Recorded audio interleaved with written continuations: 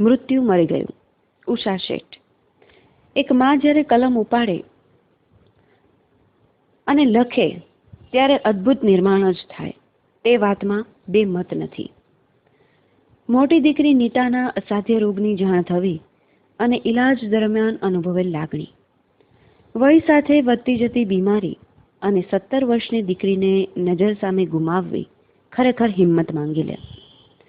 અને પછી સમયાંતરે પ્રસંગ યાદ કરીને બધા જ ચિત્રો ઊભા કરીને ફરી કલમથી કંડારવા અને એક પુસ્તક સ્વરૂપે રચવું અતિ કપરું કામ છે.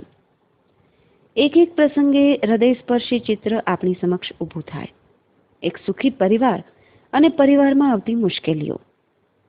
પારિવારિક પ્રેમથી, હૂંફ અને લાગણીથી પહાડો સમી મુશ્કેલીઓનો સામનો પણ થઈ શકે.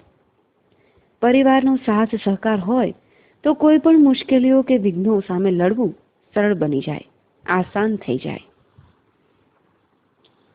આ સાથે એક ડોક્ટર કે તબીબ તરીકેની જવાબદારી, ફરજ અને પોતીકુપણું બીમારીમાં પણ શાતા આપે.